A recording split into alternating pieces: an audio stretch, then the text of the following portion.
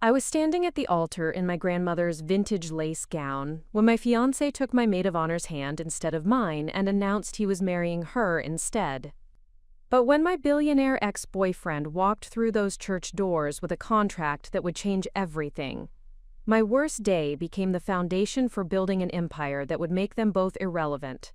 Before we jump back in, tell us where you're tuning in from, and if this story touches you, make sure you're subscribed, because tomorrow, I've saved something extra special for you. The morning of September 15th began with the kind of golden autumn light that wedding photographers dream about, and brides interpret as divine approval. I stood before the full-length mirror in the bridal suite at St. Catherine's Cathedral, adjusting the pearl buttons on my grandmother's 1952 wedding gown for what I believed would be the most important moment of my life. The ivory silk had been carefully preserved for 70 years, waiting for the right granddaughter to honor the family tradition. My name is Victoria Sterling, and at 28, I had built what everyone considered the perfect life. A successful marketing consultancy in downtown Charleston, a restored Victorian home in the historic district, and most importantly, a fiancé who seemed to embody everything I had been taught to value in a partner. Thomas Blackwood came from old Charleston money, possessed an MBA from Wharton, and managed his family's real estate development firm with the kind of steady competence that promised security and social standing. The engagement had been everything a Southern belle could desire. Thomas proposed during the annual Magnolia Garden Charity Gala, presenting a 3-carat emerald-cut diamond that had belonged to his grandmother.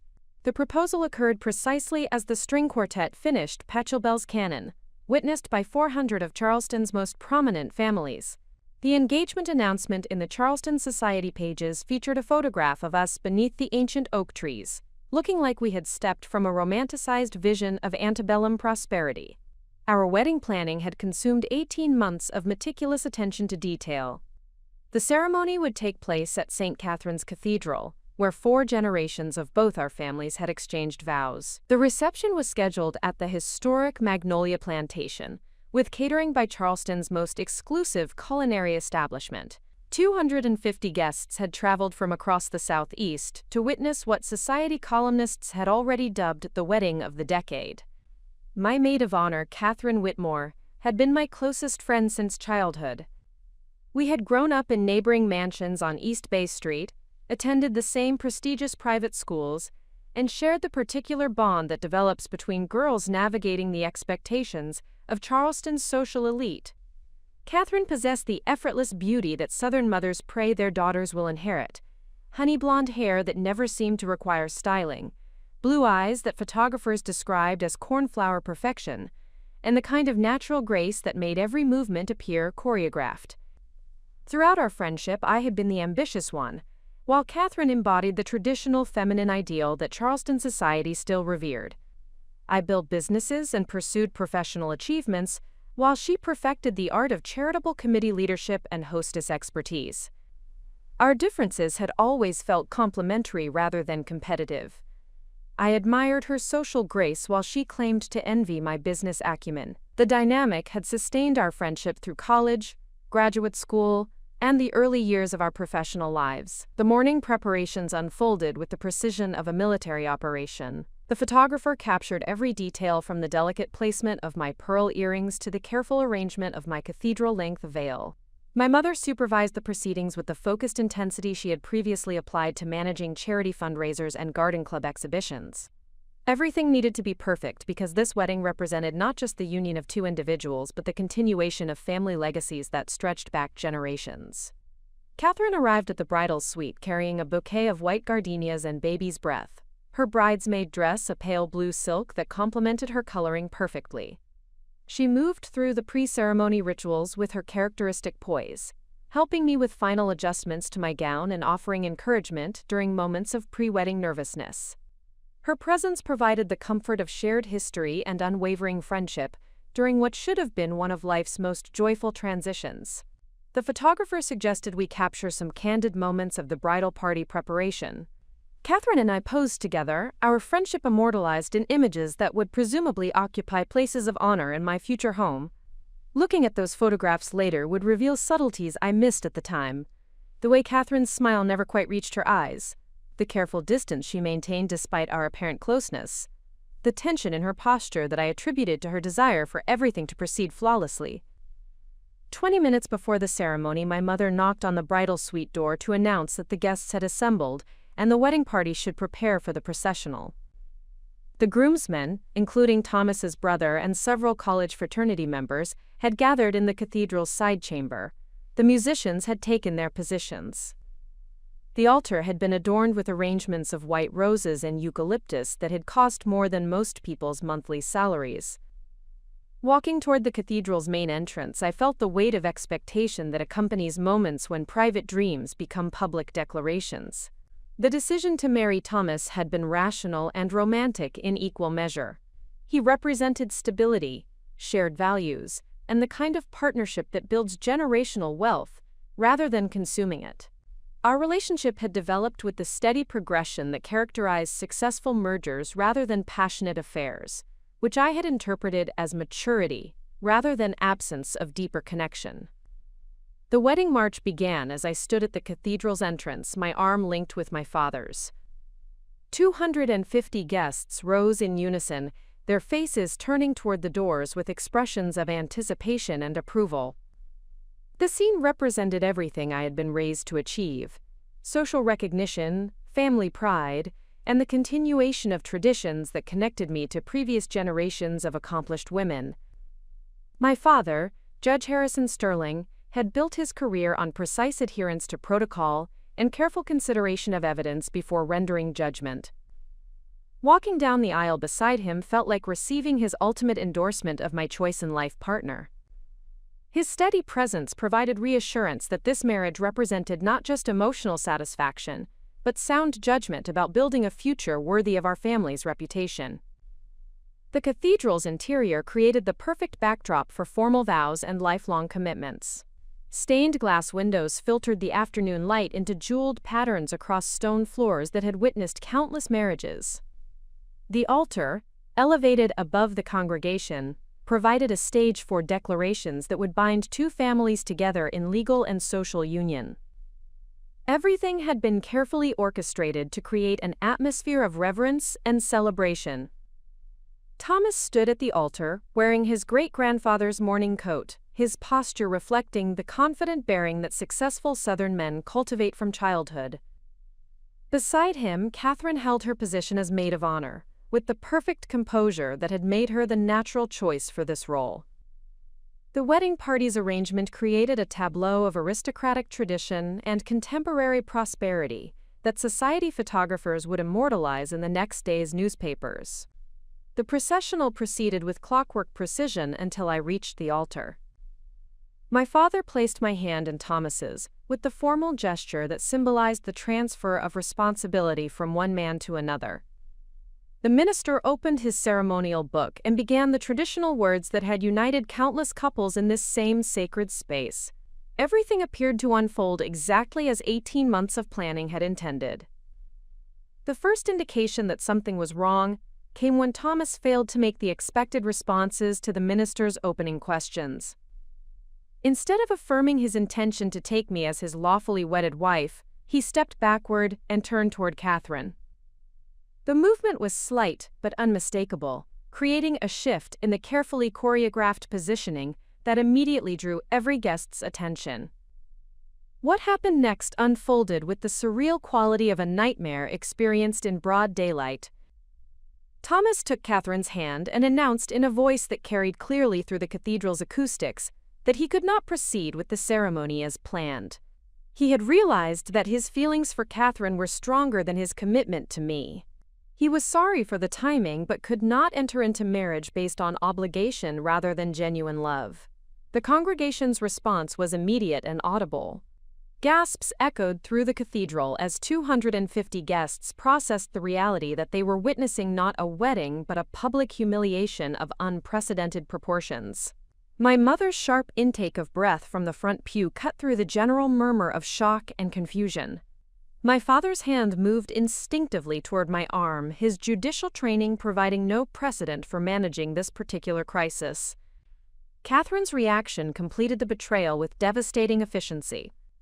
Instead of expressing shock or attempting to redirect Thomas's attention back to me, She stepped forward and accepted his declaration with the grace she had always displayed during moments requiring social navigation. Her response was quiet but clearly audible to everyone present. She had developed feelings for Thomas as well and would be honored to accept his proposal if I would release him from our engagement. Preparing and narrating this story took us a lot of time, so if you are enjoying it, subscribe to our channel, it means a lot to us. Now back to the story. Standing at the altar in my grandmother's wedding gown, I experienced the kind of complete disorientation that accompanies unexpected trauma. The carefully constructed narrative of my life had just collapsed in the most public way possible. Everything I had believed about my relationship, my best friend, and my understanding of the people closest to me had been revealed as fundamental misperception. The ground beneath my feet felt as unstable as my comprehension of reality. The minister, clearly unprepared for this deviation from standard wedding protocol, made several attempts to restore order to the proceedings. He suggested a brief recess to allow the wedding party to discuss the situation privately. The congregation remained seated, uncertain whether they should leave or stay to witness whatever resolution might emerge from this unprecedented disruption of social expectations.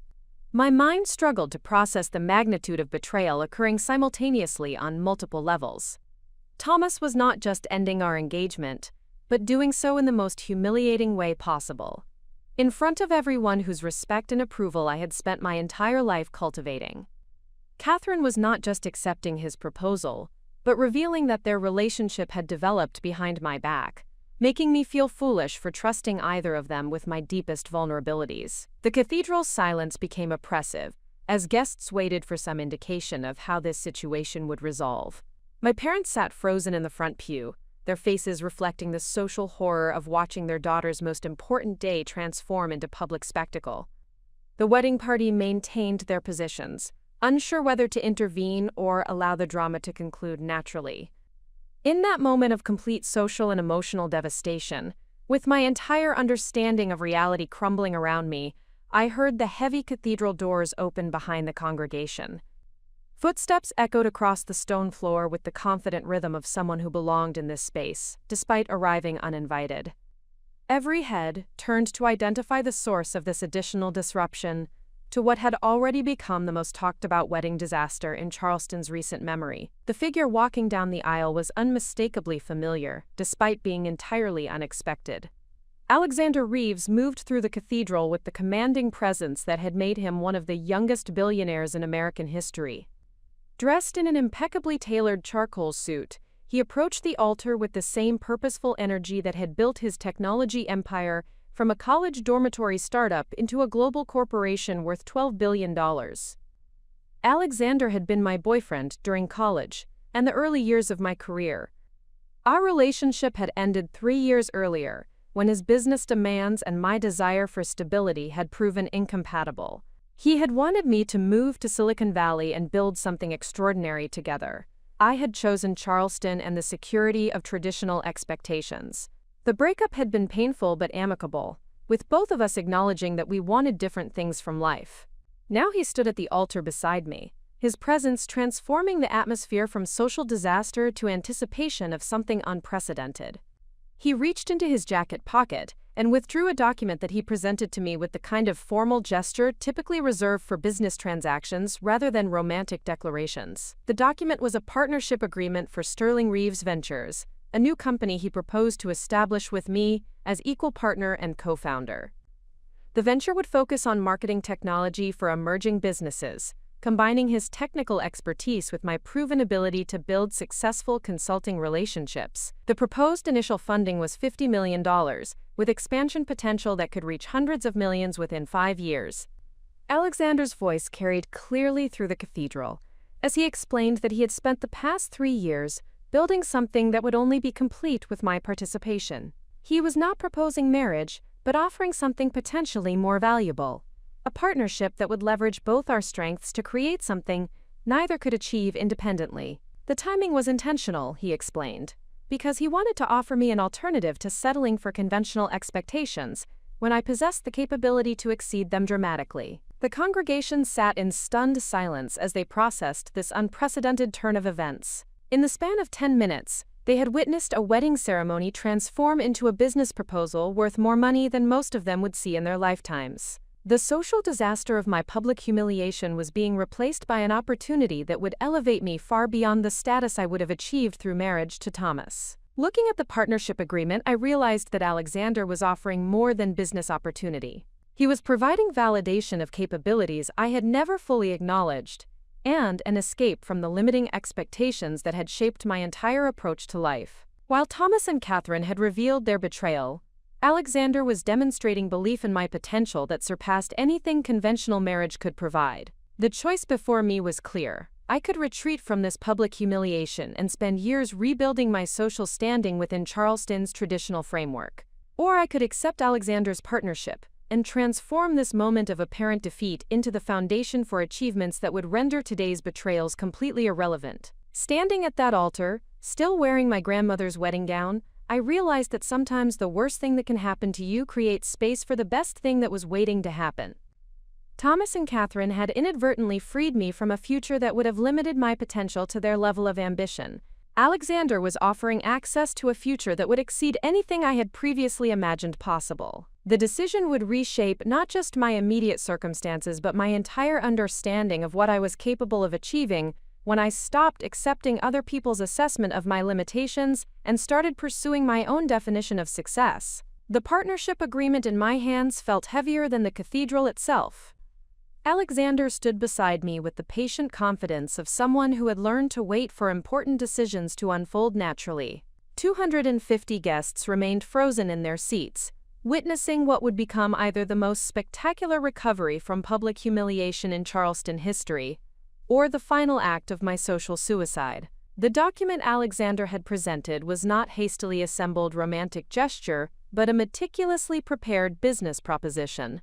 Sterling Reeves Ventures would combine his technological innovations with my proven expertise in market strategy and client relationship management. The initial funding commitment of $50 million represented more capital than I had imagined accessing in my entire career. The revenue projections outlined in the partnership terms suggested potential for building something that would dwarf the traditional Charleston businesses that had defined success in my family for generations. Reading through the executive summary while standing at the altar in my wedding gown created a surreal juxtaposition of personal devastation and professional opportunity.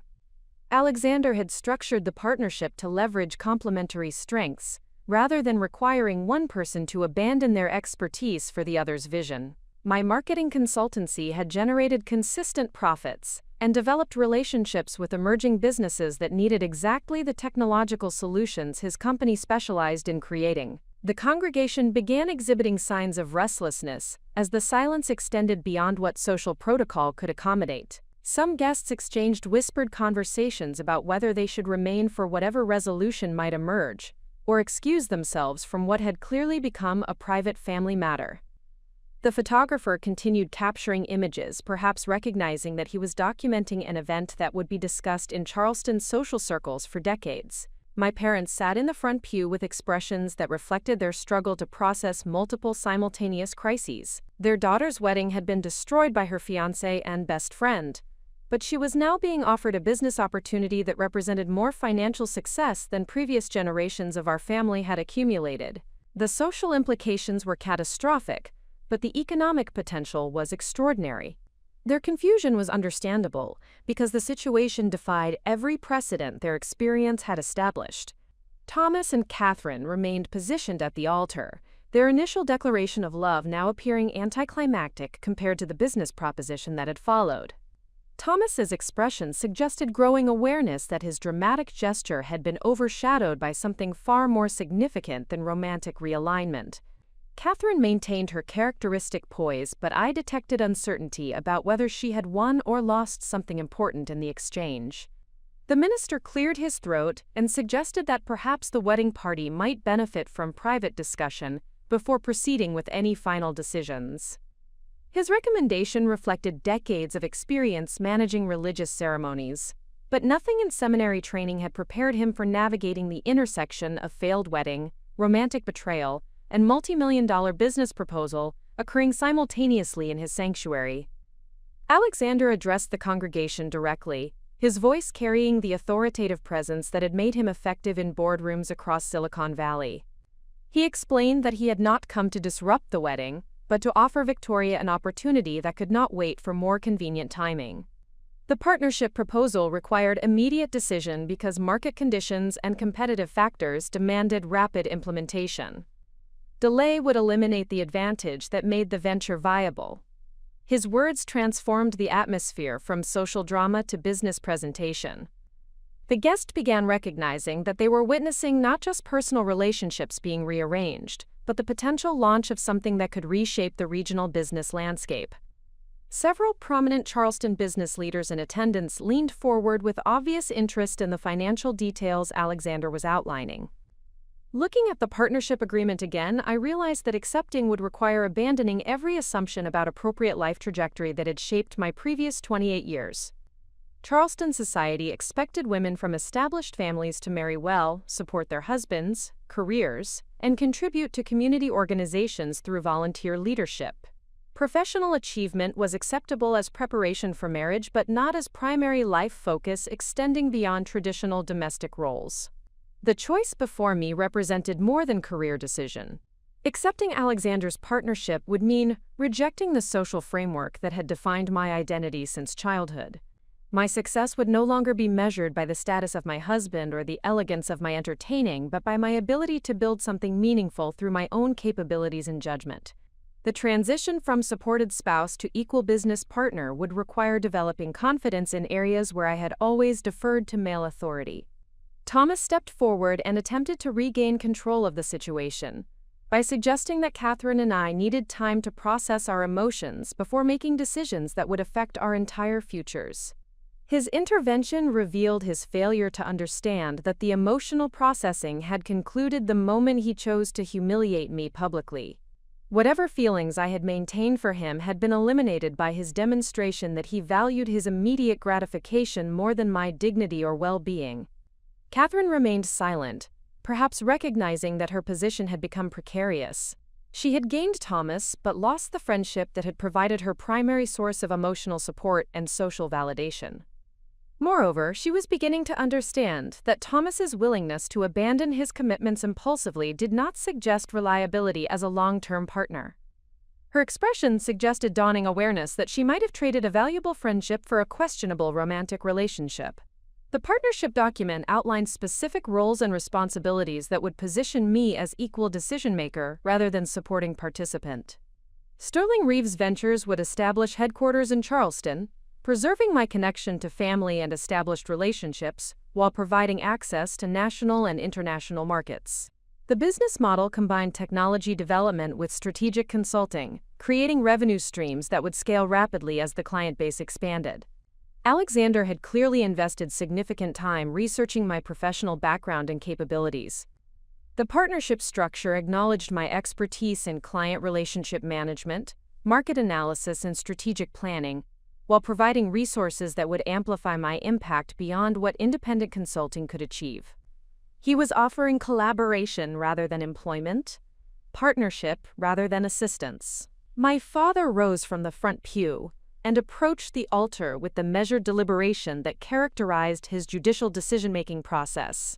Judge Harrison Sterling had built his career on careful evaluation of evidence and precedent before rendering judgment. His movement toward the altar suggested that he intended to provide guidance based on his assessment of the situation's legal and practical implications. He requested permission to review the partnership agreement privately with me before any final decisions were announced.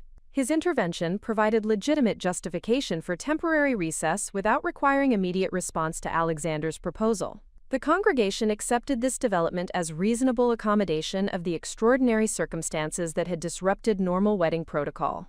We moved to the cathedral's side chamber, where my father examined the partnership documents with the thoroughness he applied to complex legal briefs. His analysis focused on the financial terms, liability provisions, and governance structure that would define my authority within the new venture.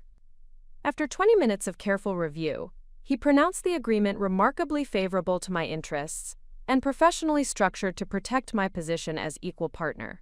His endorsement carried significant weight because his judicial experience had required evaluating countless business arrangements and identifying potential sources of exploitation or disadvantage.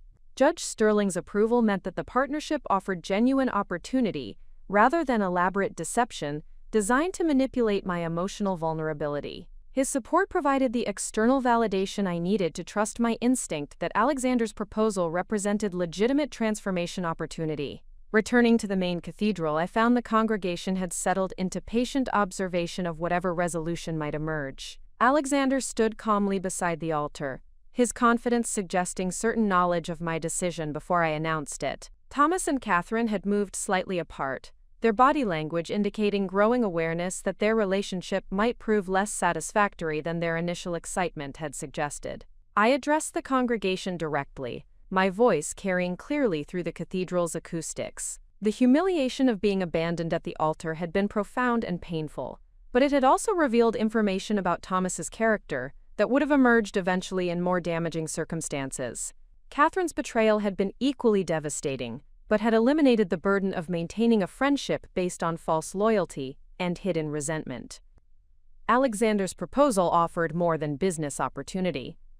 It provided chance to build something meaningful through my own capabilities, rather than accepting limitations imposed by other people's expectations or insecurities. The partnership would require leaving Charleston periodically for business development, but it would also establish our headquarters here, creating economic opportunities for the region while allowing me to maintain family connections. The decision to accept required acknowledging that I had been settling for conventional success when I possessed capabilities for extraordinary achievement.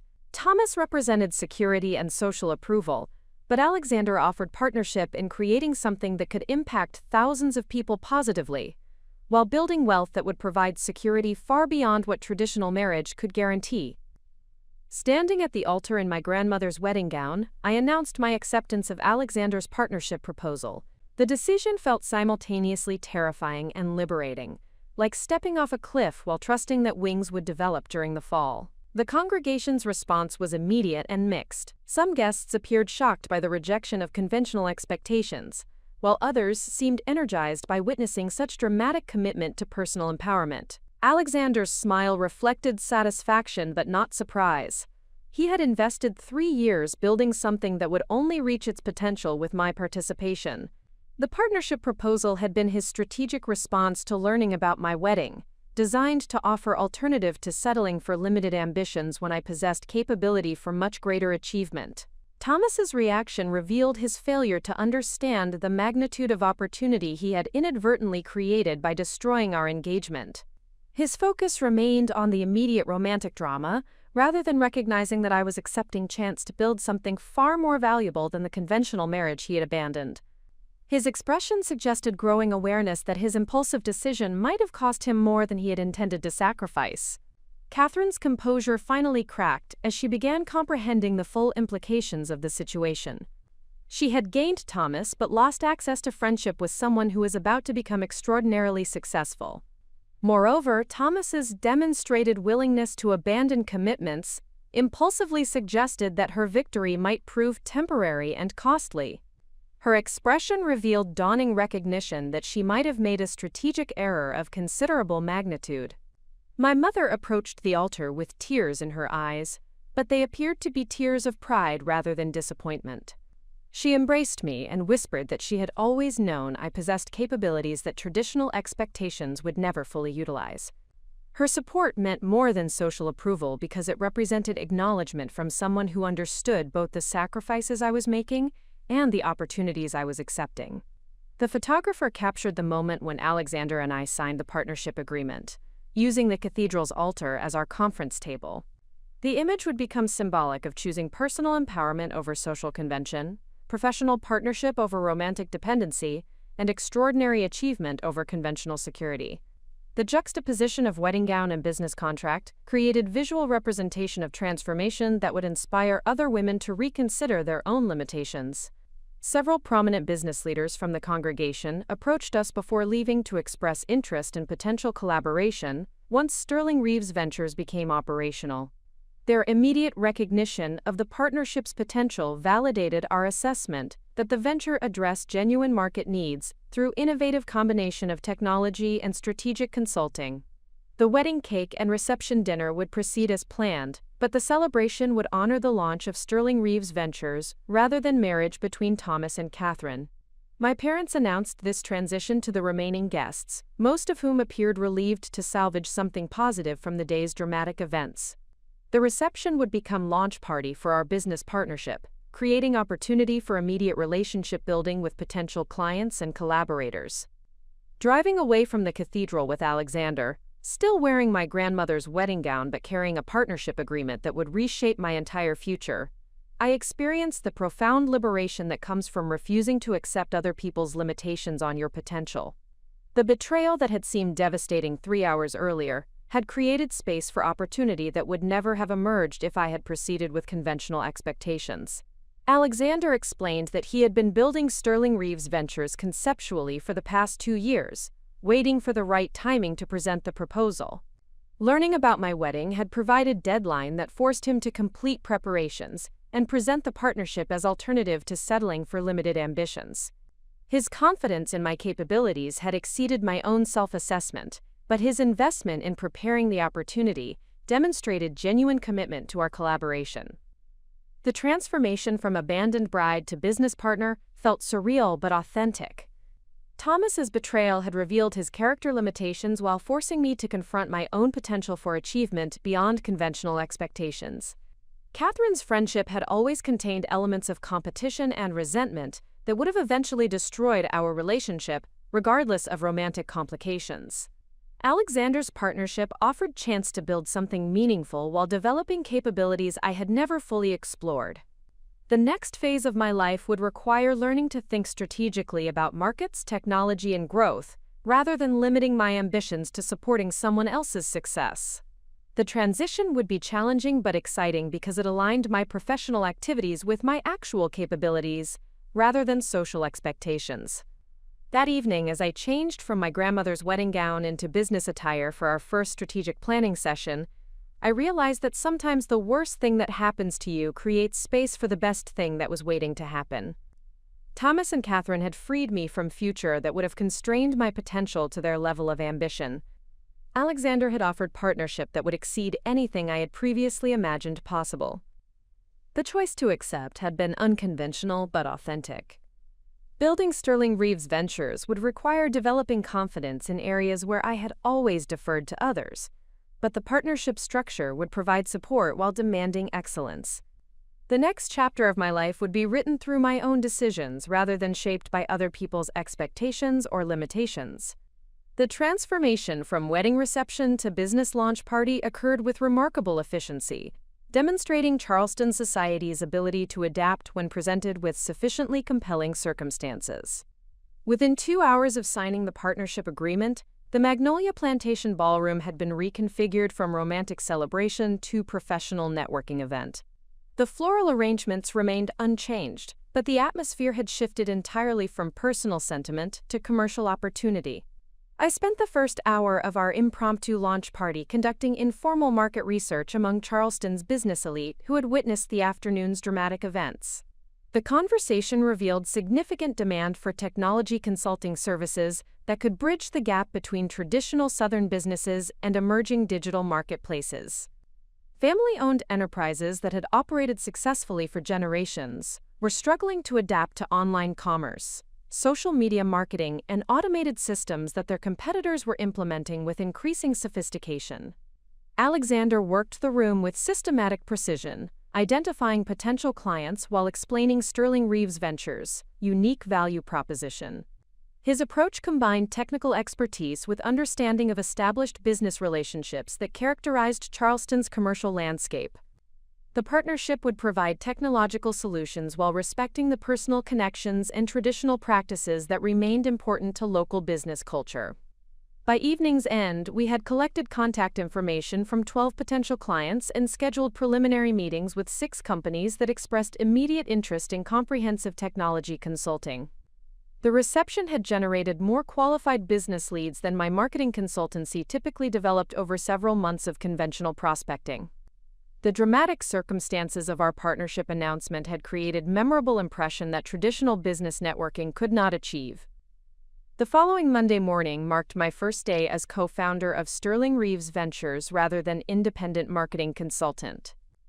Alexander had arranged temporary office space in Charleston's financial district, pending completion of permanent headquarters that would accommodate our projected growth over the next 18 months. The office suite included conference facilities for client meetings and workspace for the technical team we would need to hire as operations expanded. My initial responsibilities focused on developing comprehensive understanding of technology solutions that Alexander's company had created for previous clients. The learning curve was steep because my background emphasized marketing strategy and relationship management rather than technical implementation. However, Alexander structured the education process to build on my existing expertise rather than requiring complete professional reorientation. The first week involved intensive study of case histories from similar consulting engagements that Alexander's team had completed for companies in other markets. Each case study provided detailed analysis of client challenges, recommended solutions, implementation processes, and measurable results. The documentation revealed patterns in how traditional businesses could successfully integrate modern technology without abandoning the operational practices that had made them profitable. Understanding the technical capabilities available through our partnership required learning new vocabulary and conceptual frameworks that had not been necessary for my previous consulting work. Alexander proved to be a patient instructor who could explain complex technological concepts through business applications rather than engineering specifications. His teaching approach recognized that I needed to understand what our solutions could accomplish for clients, rather than how they functioned at programming level. By the second week, I was conducting preliminary client consultations independently, using assessment protocols that Alexander had developed to identify specific technology needs and implementation priorities. These consultations revealed that most Charleston businesses were struggling with similar challenges related to customer relationship management, inventory tracking, financial reporting automation, and online marketing integration. The assessment process became educational experience for both our potential clients and myself. Business owners who had been intimidated by technology vendors appreciated working with a consultant who could translate their operational needs into technical requirements without overwhelming them with unnecessary complexity. My background in marketing strategy proved valuable for understanding how technology improvements could support their existing business objectives rather than requiring fundamental operational changes. Our first major client engagement came from Beaumont Maritime Services, a family-owned shipping company that had operated in Charleston Harbor for 4 generations. The company's founder, Captain William Beaumont, had attended our wedding-turned-launch party and expressed interest in modernizing their logistics management systems. The contract represented exactly the type of opportunity that Sterling Reeves Ventures had been designed to address. Beaumont Maritime's challenges were representative of traditional businesses attempting to compete in an increasingly digital marketplace. Their paper-based tracking systems could not provide real-time information that modern shipping clients expected. Their communication with vessel captains relied on radio contact that created delays and miscommunication. Their financial reporting required manual data entry that consumed excessive administrative time while increasing error probability. The consultation process required understanding both their operational requirements and the technological solutions that could address those needs effectively. I spent 3 days observing their daily operations, from harbor logistics coordination to client communication protocols. This immersive approach provided insights that standard business analysis could not achieve, because it revealed informal processes and relationship dynamics that influenced how any new systems would be implemented. Alexander joined the client site for technical assessment that would determine which solutions could be integrated most effectively with their existing operations. His evaluation identified opportunities for significant efficiency improvements through automated tracking systems, digital communication platforms, and integrated financial reporting tools. However, implementation would require careful coordination to avoid disrupting operations during their busy shipping season. The project timeline extended over 6 months, providing opportunity for systematic learning about technology consulting while delivering measurable results for our first major client. Each implementation phase required coordinating between Alexander's technical team and Beaumont Maritime's operational staff. My role involved translating requirements between these groups while ensuring that new systems supported rather than complicated their established business practices. Working directly with Beaumont Maritime's staff provided practical education about change management that business school coursework had addressed only theoretically. Employees who had performed their jobs successfully for years were naturally resistant to modifications that seemed to question their competence or threaten their job security. Successful implementation required demonstrating how new systems would make their work easier, rather than replacing their expertise with automated processes. The relationship-building aspect of technology consulting proved to be where my marketing background provided the greatest value. Technical solutions could address operational challenges, but adoption success depended on gaining buy-in from everyone who would use the new systems daily. This required understanding individual concerns, providing appropriate training, and maintaining ongoing support that ensured long-term satisfaction with the improvements.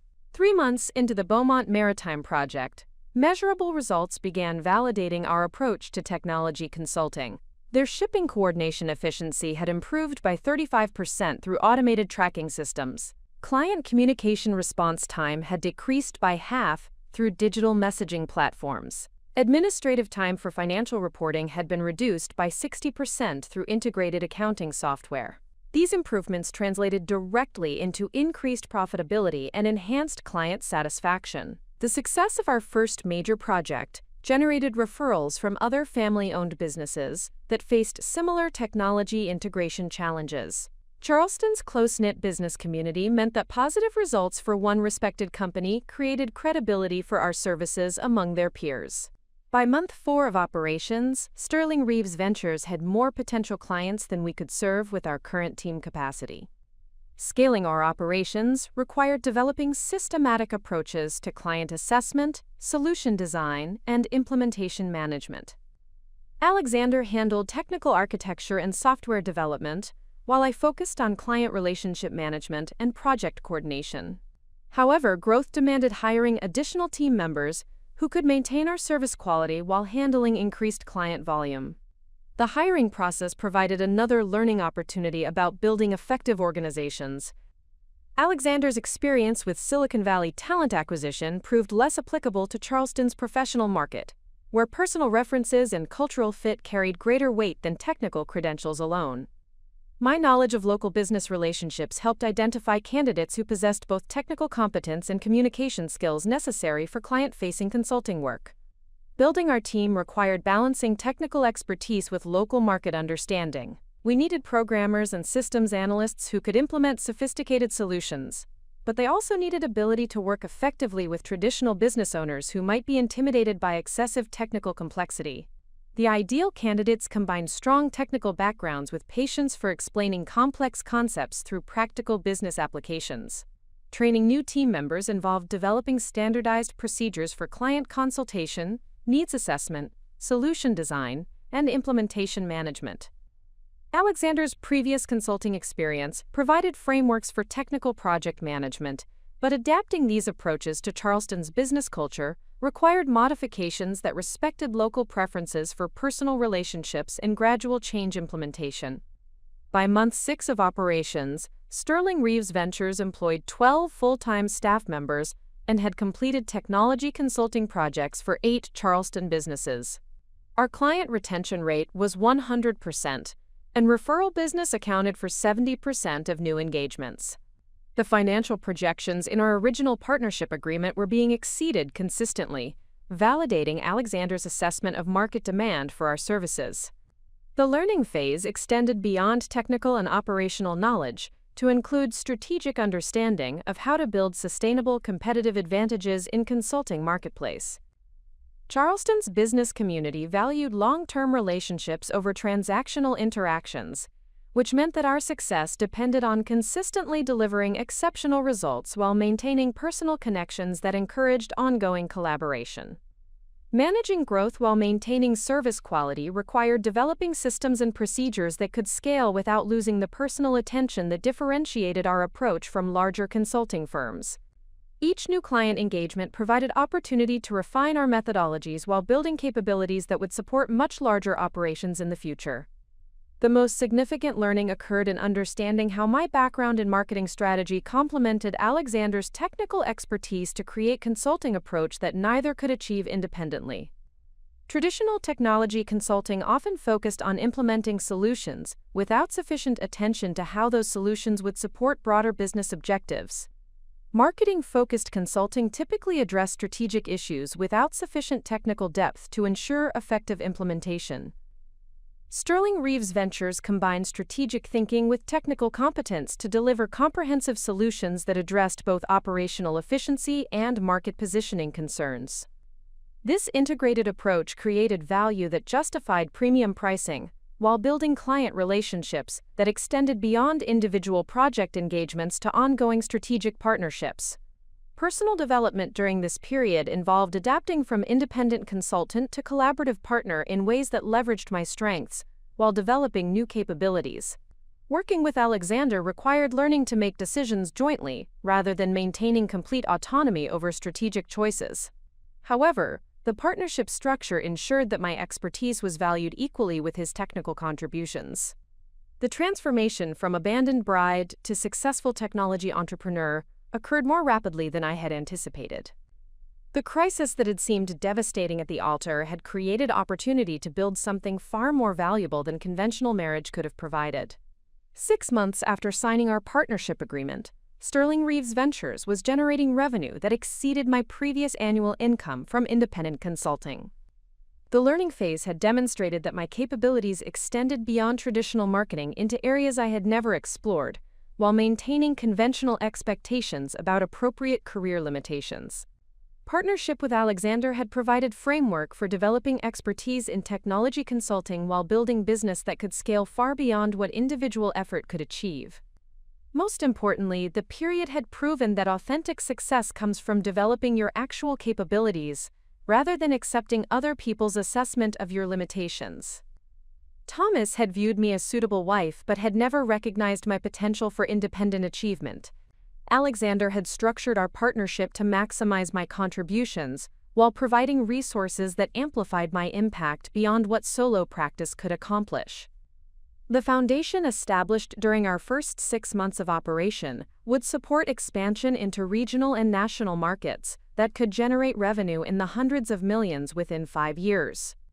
The learning phase was concluding, but the growth phase would require even greater strategic thinking and operational sophistication, as we prepared to compete with established consulting firms for much larger client engagements. The success of Sterling Reeves Ventures during our first 6 months of operation had created a foundation for expansion, but sustainable growth required building relationships that extended far beyond Charleston's established business community. Alexander and I recognized that our long-term objectives demanded strategic partnerships with technology providers, venture capital firms, and corporate clients across the Southeast region. The process of network building would determine whether we remained a successful local consulting firm or evolved into a transformative force within the regional technology sector. Our approach to relationship development began with systematic analysis of the stakeholder ecosystem that influenced technology adoption among traditional businesses. Alexander's Silicon Valley experience provided insights into how established technology companies evaluated potential partners and distribution channels. My understanding of Southern business culture informed our strategy for building authentic relationships that would survive the inevitable challenges that accompany rapid growth and market changes. The first networking priority involved establishing credibility with technology vendors who could provide advanced solutions for our consulting engagements. These relationships required demonstrating that Sterling Reeves Ventures possessed both technical competence and market access that justified preferred partner status. Alexander handled the technical evaluations while I focused on developing personal connections with regional sales managers and partnership directors, who controlled access to resources and support programs. The initial vendor meetings revealed significant opportunities for collaboration that traditional consulting firms had not pursued effectively. Technology companies were struggling to penetrate Southern markets because their direct sales approaches failed to account for relationship-driven decision-making processes that characterized family-owned businesses. Sterling Reeves Ventures could provide cultural translation services that enabled technology vendors to present their solutions through frameworks that traditional business owners would find compelling and trustworthy. Building these vendor relationships required patience and systematic cultivation of mutual value propositions. Technology companies needed demonstration of our ability to generate qualified leads and successful implementations before committing significant resources to partnership development. We needed access to their latest solutions and technical support to differentiate our consulting services from competitors who relied on standard software packages and generic implementation approaches. The breakthrough in vendor relationship building occurred through our work with Beaumont Maritime Services, which had become a showcase for how thoughtful technology integration could transform traditional business operations. We arranged site visits for technology vendor executives who could observe firsthand how their solutions were being implemented within authentic business environments. These demonstrations provided credible evidence of our consulting effectiveness while building personal relationships with vendor decision-makers. Within 3 months of focused vendor relationship development, Sterling Reeves Ventures had secured preferred partner agreements with 6 major technology companies. These partnerships provided access to advanced solutions, technical support resources, and co-marketing opportunities that amplified our capabilities while reducing our operational costs. The vendor relationships also created referral channels that generated qualified leads from businesses seeking implementation partners for specific technology initiatives. The second networking priority focused on developing relationships with financial institutions and investment firms that could support our expansion plans. Alexander's projections indicated that achieving our 5-year revenue targets would require capital investments for staff expansion, technology infrastructure, and market development activities. Traditional bank financing would not accommodate the growth timeline we were pursuing, which meant identifying venture capital or private equity partners who understood technology consulting dynamics. Preparing for investor discussions required developing comprehensive business plan documentation that demonstrated both our current success and future growth potential.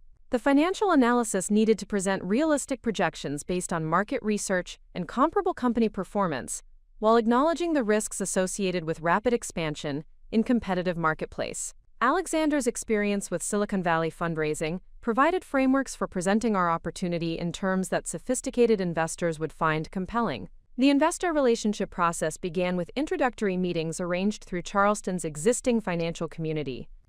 Several prominent business leaders who had witnessed our wedding day transformation were willing to facilitate connections with investment firms that specialized in technology and professional services companies. These introductions provided credibility that would have been difficult to establish through cold outreach to unfamiliar investors. The due diligence process required extensive documentation of our operations, financial performance, client relationships, and competitive positioning. Investors conducted detailed analysis of our business model, revenue projections, and management capabilities. The scrutiny was intense but educational because it forced us to examine our assumptions and strategic thinking with unprecedented rigor.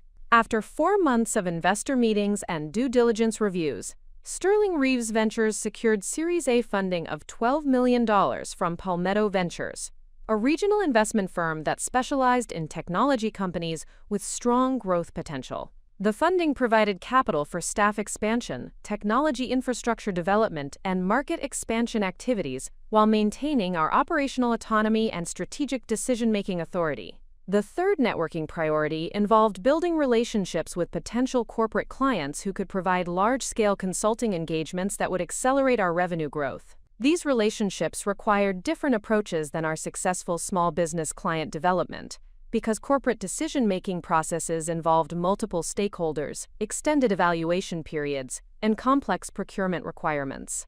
Corporate client development began with systematic research of regional companies that had announced technology modernization initiatives or digital transformation programs. We identified target organizations through industry publications, conference proceedings, and networking activities within professional associations that serve technology managers and business development executives. The initial contact strategy emphasized thought leadership and educational content rather than direct sales approaches. Alexander and I began speaking at technology conferences and industry events throughout the Southeast region. These presentations showcased our expertise while providing opportunities to meet decision-makers from potential corporate clients. The speaking engagements also established our credibility as technology consulting experts who could address complex implementation challenges that internal teams could not handle effectively. The conference speaking strategy proved exceptionally effective for generating qualified corporate leads. Our presentations focused on practical case studies that demonstrated measurable results from technology consulting engagements with traditional businesses. The specific examples resonated with corporate executives who were struggling with similar challenges but had not identified effective implementation approaches. Our first major corporate client engagement resulted from a conference presentation at the Southeast Technology Leadership Summit in Atlanta. Rebecca Morrison, Chief Information Officer at Coastal Logistics Corporation, approached us after our presentation about technology integration strategies for multi-location operations. Coastal Logistics operated distribution centers across 6 states and was struggling to implement unified inventory management systems that could provide real-time visibility across their entire network. The Coastal Logistics opportunity represented exactly the type of corporate engagement that could establish Sterling Reeves Ventures as a regional leader in enterprise technology consulting. The project scope included system architecture design, vendor selection and negotiation, implementation management, and staff training across multiple locations. The contract value was $800,000 over 18 months, representing more revenue than we had generated from all previous engagements combined. Successfully executing the Coastal Logistics project required expanding our team with specialists who possessed enterprise-level technical skills and project management experience. The hiring process involved recruiting consultants from major technology firms who were interested in joining a rapidly growing company where they could have greater impact on strategic direction and client relationships. Building the expanded team created opportunities for developing management and leadership capabilities that my previous independent consulting experience had not required. Managing 12 technical professionals demanded different skills than coordinating small project teams.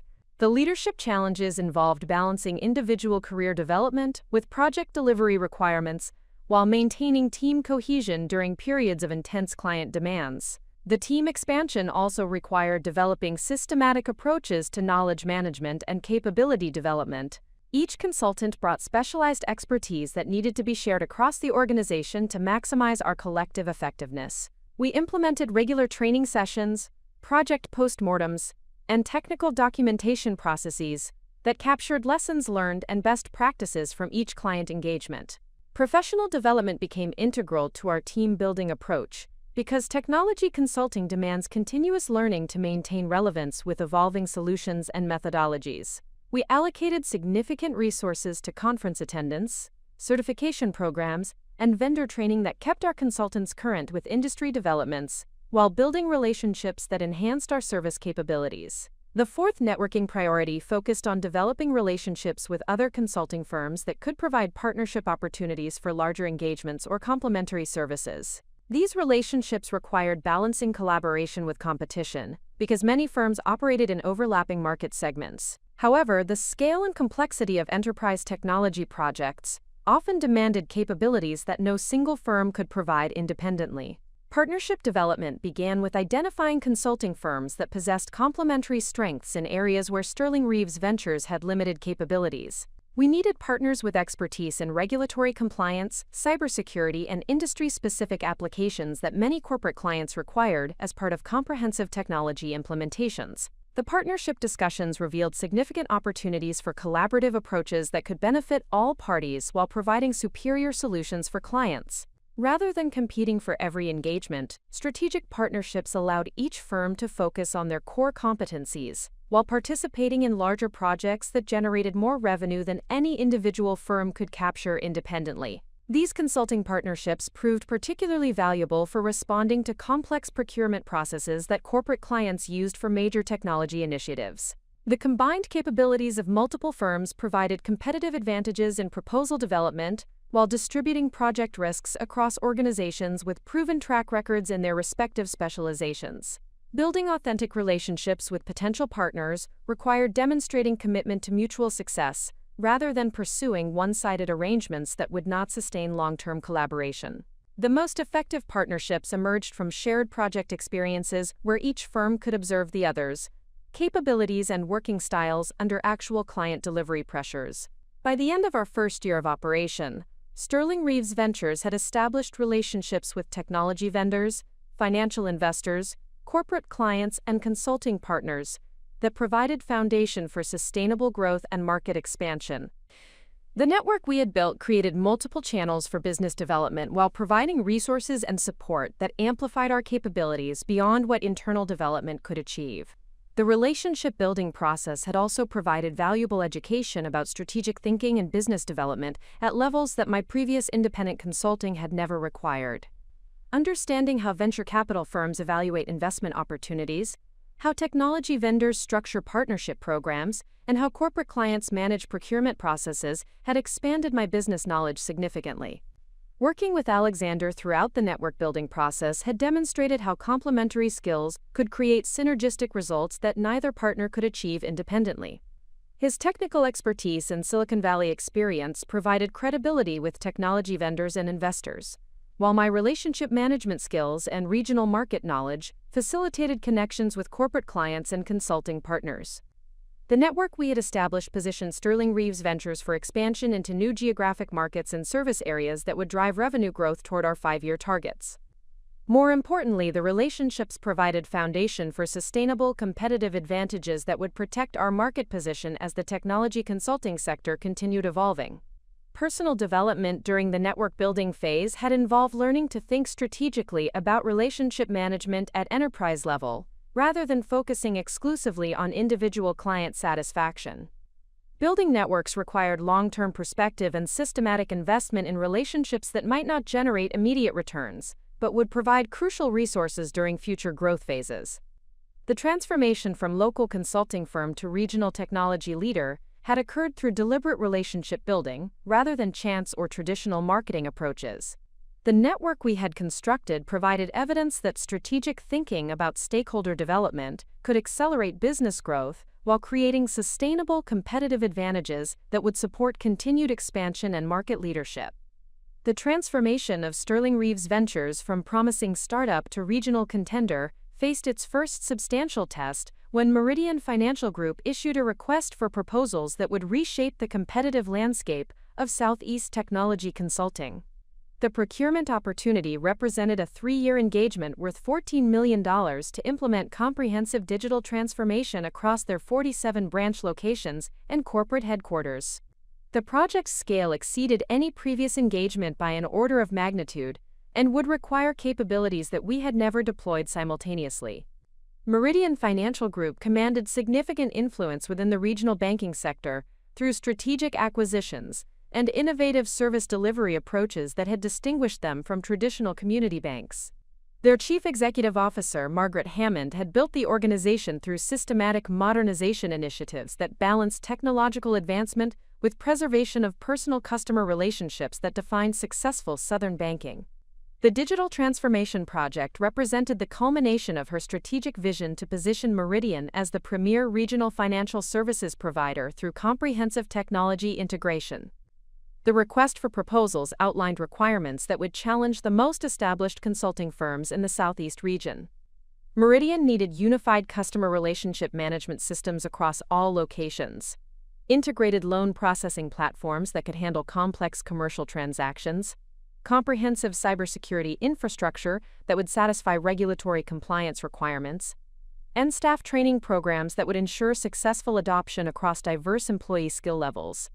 The implementation timeline allowed only 18 months for complete deployment, demanding project management capabilities that few firms possessed. Alexander and I recognized immediately that responding effectively to this procurement opportunity would require marshaling every resource and relationship we had developed during our first year of operation. The technical complexity demanded our most experienced consultants, the geographic scope required coordination capabilities we had never tested, and the timeline allowed minimal margin for implementation delays or unexpected complications. Success would establish Sterling Reeves Ventures as the preeminent technology consulting firm in the Southeast. Failure would damage our reputation beyond recovery and potentially threaten our financial viability.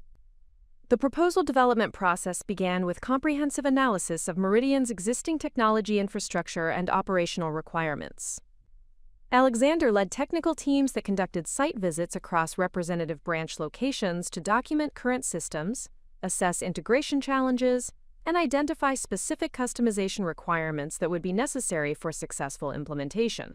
The assessment revealed significant variations in technology adoption and staff capabilities across different locations, indicating that our solution architecture would need to accommodate diverse readiness levels while maintaining consistent functionality. My responsibilities focused on developing the strategic framework that would position our proposal as uniquely qualified to address Meridian's transformation objectives. The relationship management aspects of this engagement would prove as critical as technical implementation, because branch managers and loan officers would need to embrace new systems while maintaining customer service standards that had defined Meridian's competitive advantage. Our proposal needed to demonstrate understanding of both technological requirements and cultural dynamics that would influence adoption success. The vendor relationships we had cultivated provided access to advanced solutions that smaller consulting firms could not offer to corporate clients. Our partnerships with enterprise software providers enabled us to propose integrated platforms that would address all of Meridian's functional requirements through coordinated systems, rather than disparate applications that would require complex integration efforts. The vendor support commitments also provided implementation resources that supplemented our internal capabilities without compromising our project management authority. Developing the comprehensive proposal required 3 months of intensive preparation that tested every aspect of our organizational capabilities. Technical architects designed system integration approaches that would minimize disruption during implementation phases. Project managers developed detailed timelines that coordinated deployment across multiple locations, while accounting for staff training requirements and operational constraints. Financial analysts prepared cost projections that balanced competitive pricing with profit margins necessary to support our continued growth objectives. The proposal presentation occurred at Meridian's corporate headquarters before an evaluation committee that included senior executives, department heads, and external advisors who possessed extensive experience with technology procurement processes. The presentation format allowed 90 minutes for comprehensive demonstration of our proposed solution, implementation methodology, and project management approach. The committee evaluation criteria emphasized technical competence, implementation experience, and cultural fit with Meridian's organizational values. Alexander handled the technical demonstration with precision that reflected months of preparation and genuine expertise in enterprise system integration. His presentation illustrated how our proposed solutions would address each functional requirement while providing scalability for future expansion and enhancement. The technical architecture accommodated Meridian's existing infrastructure while providing migration pathways that would minimize operational disruption during implementation phases. My presentation focused on the strategic and relationship management aspects that would ensure successful adoption across Meridian's diverse organizational culture. The implementation methodology emphasized change management processes that would prepare staff for new systems while maintaining customer service continuity throughout the transition period. The training programs were designed to build confidence and competence gradually, rather than overwhelming employees with complex new procedures.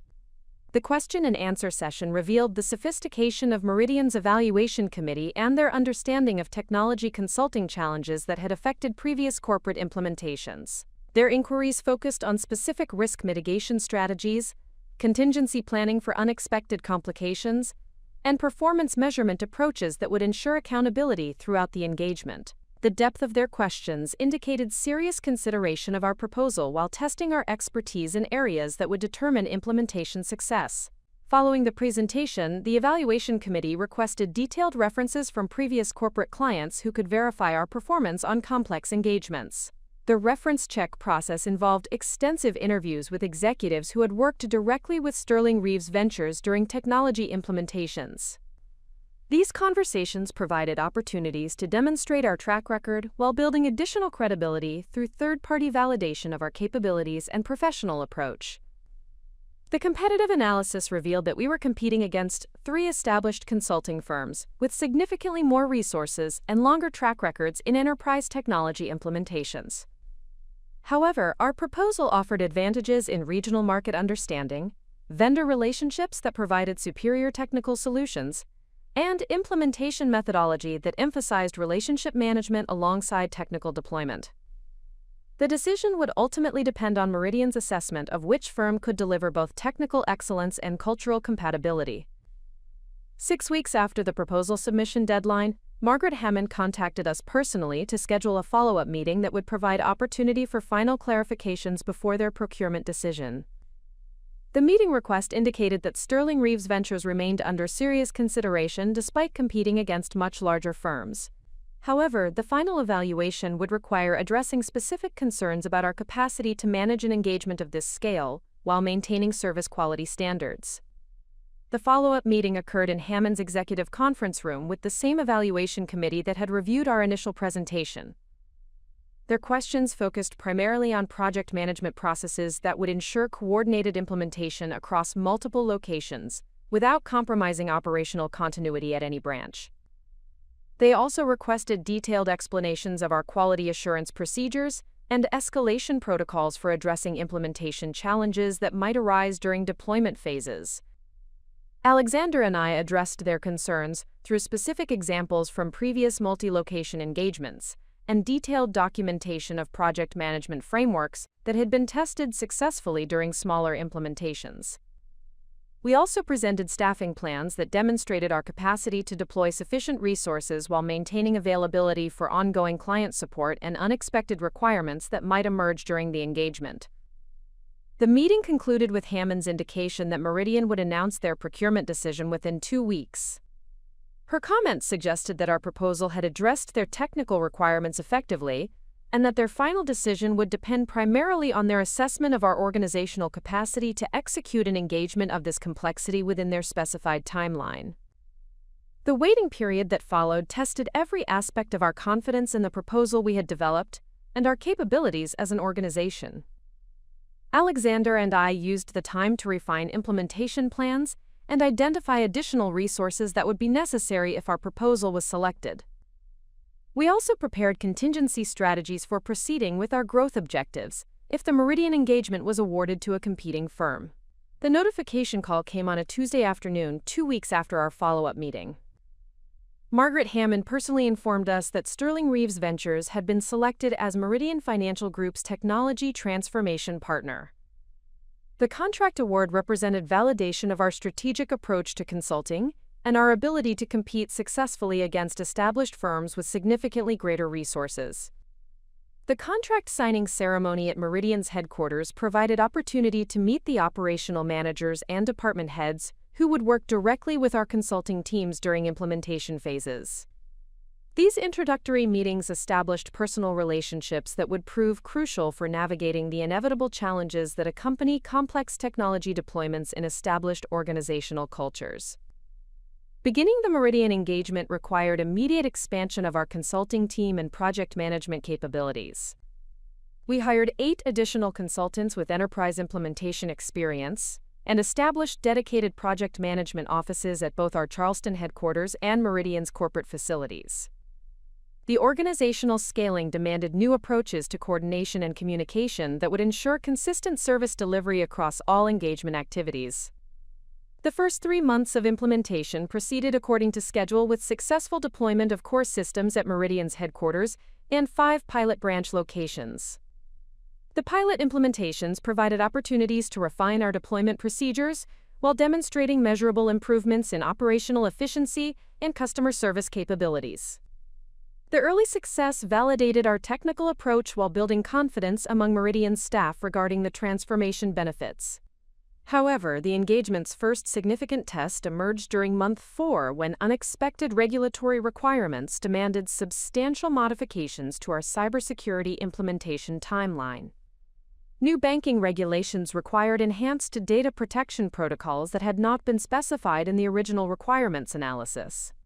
The regulatory changes threatened to delay deployment schedules while increasing implementation costs beyond contracted amounts. Addressing the regulatory challenge required rapid coordination between our technical teams, Meridian's compliance department, and vendor partners, who needed to modify their solutions to accommodate the enhanced security requirements. The situation tested our project management capabilities and vendor relationships under genuine crisis conditions that could determine the engagement's ultimate success or failure. Alexander led technical teams that worked continuously for 2 weeks to redesign security architectures that would satisfy the new regulatory requirements without compromising functional capabilities or extending deployment timelines significantly. The vendor relationships we had cultivated provided priority support for solution modifications that would normally require months of development and testing cycles. My responsibilities involved managing stakeholder communications to ensure that Meridian's executives understood the regulatory implications while maintaining confidence in our ability to deliver successful implementation despite unexpected complications. The situation required balancing transparency about challenges with reassurance about our commitment to meeting project objectives within agreed timelines and budgets. The resolution emerged through collaborative problem-solving that demonstrated the strength of relationships we had built with both client personnel and vendor partners. Modified security protocols were developed and tested within 3 weeks, allowing deployment schedules to resume with only minimal delays. The regulatory challenge ultimately strengthened our client relationship by demonstrating our capability to manage unexpected complications effectively. The successful navigation of this first major implementation challenge established credibility that would prove valuable throughout the remainder of the Meridian engagement.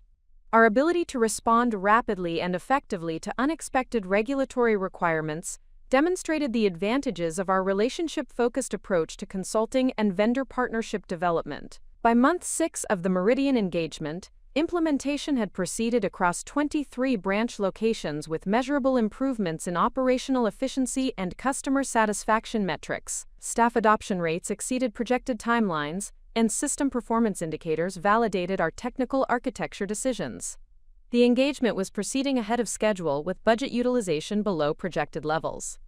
The Meridian's success provided foundation for additional corporate client development and established Sterling Reeves Ventures as a credible competitor for large-scale technology consulting engagements throughout the Southeast region.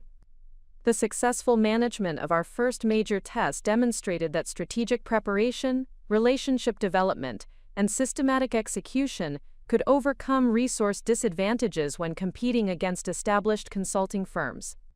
Personal development during this period involved learning to manage high-stakes engagements where failure would have catastrophic consequences for our business viability. The pressure of delivering exceptional results while building organizational capabilities simultaneously required leadership skills that my previous consulting experience had not demanded. The successful navigation of these challenges provided confidence for pursuing even larger opportunities that would accelerate our growth toward market leadership position. The successful completion of the Meridian Financial Group engagement established Sterling Reeves Ventures as the preeminent technology consulting firm in the Southeast region, but this achievement also created immediate pressure to capitalize on our enhanced reputation through strategic expansion.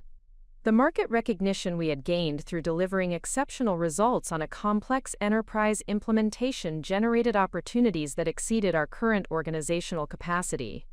Alexander and I recognized that we faced a critical decision point that would determine whether Sterling Reeves Ventures evolved into a national consulting leader or remained constrained by resource limitations that would prevent us from pursuing transformational growth opportunities.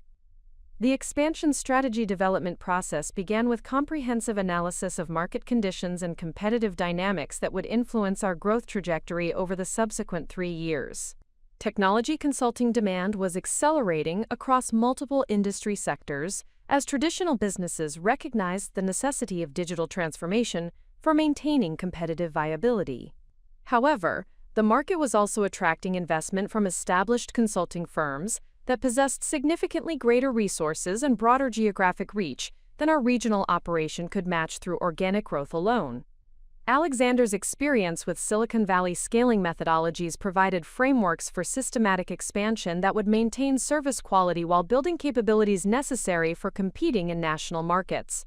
His approach emphasized establishing operational excellence through standardized processes and systematic capability development before pursuing geographic expansion that could strain organizational resources beyond sustainable levels. The expansion methodology required balancing aggressive growth targets with prudent risk management to ensure that rapid scaling did not compromise the client relationship excellence that had differentiated our consulting approach. My responsibilities focused on developing strategic partnerships and acquisition opportunities that could accelerate our expansion timeline while providing access to specialized capabilities that organic development could not achieve efficiently. The partnership evaluation process involved identifying consulting firms in target markets that possessed complementary strengths and cultural compatibility with our relationship-focused approach to client service. The acquisition analysis required evaluating smaller technology firms that could provide technical expertise or geographic presence that would enhance our competitive positioning. The first expansion initiative involved establishing operations in Atlanta to serve corporate clients throughout Georgia and provide strategic positioning for future growth into Florida and North Carolina markets. Atlanta's emergence as a technology hub had created significant demand for enterprise consulting services while providing access to technical talent necessary for supporting larger engagements. The market entry strategy required hiring experienced consultants with established client relationships and regional market knowledge that would accelerate our credibility development in the competitive Atlanta technology sector. Recruiting senior consultants for the Atlanta office proved more challenging than anticipated, because established professionals were reluctant to join a firm without proven track record in their market. The compensation packages necessary to attract experienced talent exceeded our initial budget projections while requiring equity participation that would dilute our ownership positions. However, the market entry timeline demanded immediate access to senior capabilities that could not be developed through internal promotion or extensive training programs. The solution emerged through strategic partnership with Davidson Technology Group, an Atlanta-based consulting firm that specialized in cybersecurity implementations for financial services clients. Davidson's founder, Michael Chen, had built the firm over 12 years, but was interested in accessing growth capital and broader technical capabilities that Sterling Reeves Ventures could provide through merger rather than acquisition. The partnership structure would preserve Davidson's operational autonomy while providing access to our vendor relationships and methodology frameworks.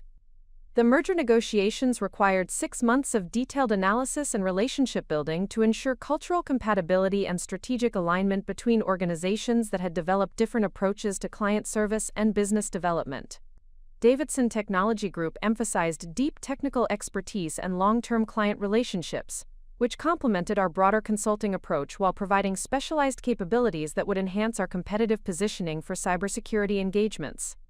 The final merger agreement established Sterling Reeves Davidson as a unified organization with operations in Charleston and Atlanta, combined revenue of $32 million and 68 professional staff members.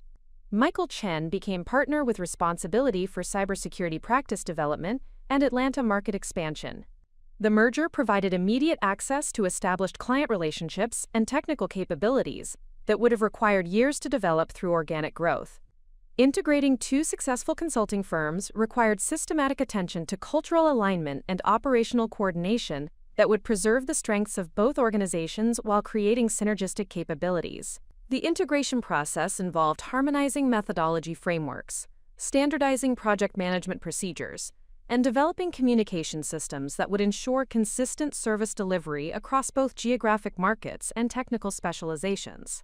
The second expansion initiative focused on developing strategic partnerships with technology vendors that could provide preferred partner status and co-marketing opportunities for expanding our market reach. The vendor partnership strategy targeted enterprise software companies that were seeking regional implementation partners with proven track records and established client relationships. These partnerships would provide access to advanced solutions and technical support while creating referral channels that could generate qualified leads without extensive business development investments. The vendor partnership development required demonstrating our implementation capabilities through detailed case studies and client references that validated our technical competence and project management effectiveness.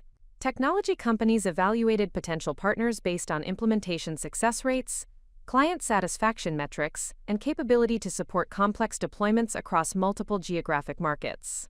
The partnership application processes were lengthy and demanding, requiring extensive documentation and rigorous evaluation procedures.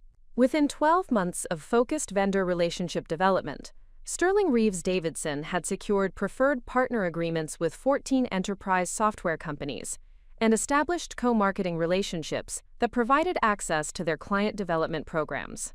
These partnerships created revenue opportunities that supplemented our direct client development, while providing technical resources that enhanced our solution capabilities, without corresponding increases in operational costs. The third expansion initiative involved developing capability to serve clients in specialized industry sectors that required deep domain expertise alongside technical implementation skills.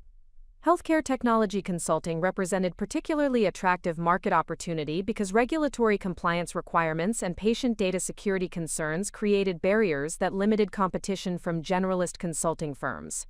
However, healthcare consulting demanded specialized knowledge of industry regulations and clinical workflow requirements that our existing team did not possess. The healthcare capability development strategy involved strategic hiring of consultants with extensive experience in medical technology implementations and healthcare industry operations. These specialists provided domain expertise that enabled Sterling Reeves Davidson to pursue consulting engagements with hospitals, medical practices, and healthcare systems that required both technical competence and understanding of clinical care delivery processes. The healthcare market entry proved successful beyond initial projections because our relationship-focused consulting approach addressed implementation challenges that technology-centric firms often overlooked. Healthcare organizations needed technology solutions that would enhance patient care delivery while satisfying regulatory requirements and maintaining operational efficiency. Our methodology emphasized stakeholder engagement and change management processes that facilitated successful adoption of new systems within complex organizational cultures. Within 18 months of entering the healthcare market, Sterling Reeves Davidson had completed technology implementations for 12 healthcare organizations and established specialized practice group with dedicated consultants and industry-specific methodology frameworks. The healthcare practice generated 26% of total firm revenue while providing foundation for expansion into related markets such as pharmaceutical research and medical device manufacturing. The fourth expansion initiative focused on developing international capabilities that could serve multinational clients and provide access to global technology markets. Many of our corporate clients operated facilities or maintained business relationships in international markets that required technology consulting support. However, international consulting demanded understanding of regulatory environments, cultural dynamics, and technology standards that varied significantly across different countries and regions. The international capability development began with strategic partnership agreements with consulting firms in Canada and the United Kingdom that could provide local market expertise while accessing our technology solutions and implementation methodologies. These partnerships created referral channels for serving clients with international operations while providing foundation for potential expansion into additional geographic markets. The international partnerships proved valuable for serving existing clients who required coordinated implementations across multiple countries, while generating new business opportunities with foreign companies that needed technology consulting support for their United States operations. The cross-border collaboration also provided exposure to different consulting methodologies and technical approaches that enhanced our overall capability development. The expansion activities generated significant strain on organizational resources and management attention during the 18-month scaling period. Coordinating operations across multiple geographic markets while integrating new team members and developing specialized capabilities demanded systematic approaches to communication and quality assurance that had not been necessary during our earlier growth phases. The management challenges required developing leadership skills and organizational systems that could support continued expansion without compromising service delivery excellence. Financial management became increasingly complex as expansion activities required significant capital investments for staff recruitment, technology infrastructure, and market development, while revenue growth occurred with varying timing across different initiatives. Managing cash flow during rapid expansion required careful coordination between business development activities and resource allocation decisions to ensure that growth investments would generate adequate returns within reasonable timeframes. The expansion phase also tested the partnership between Alexander and myself, as we adapted to managing a much larger organization with diverse stakeholder groups and competing priorities. The decision-making processes that had worked effectively for a smaller consulting firm required modification to accommodate the complexity and scale of operations that now characterized Sterling Reeves Davidson. The partnership structure needed to evolve to address the increased responsibilities and accountability requirements that accompanied our enhanced market position. By the conclusion of the expansion phase, Sterling Reeves Davidson had established operations in 4 metropolitan markets, developed specialized capabilities in 3 industry sectors, and built strategic partnerships that provided access to national and international consulting opportunities. The firm employed 147 professional staff members and generated annual revenue of $68 million, representing growth of over 400% from our initial partnership agreement 3 years earlier.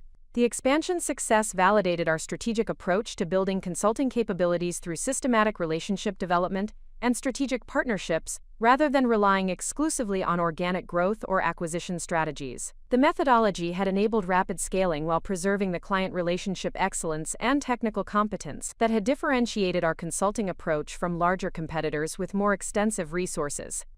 Personal development during the expansion phase involved learning to manage organizational complexity and strategic decision-making at levels that required entirely different leadership capabilities than client relationship management or project coordination had demanded. The responsibilities of building and leading a regional consulting firm tested management skills and strategic thinking abilities that my previous experience had not developed. The successful navigation of these challenges provided confidence for pursuing even more ambitious growth objectives that would position Sterling Reeves Davidson among the premier technology consulting firms in the United States. The rapid expansion of Sterling Reeves Davidson from a regional consulting firm to a multi-market technology leader created complexities that demanded entirely different management approaches than our earlier growth phases had required.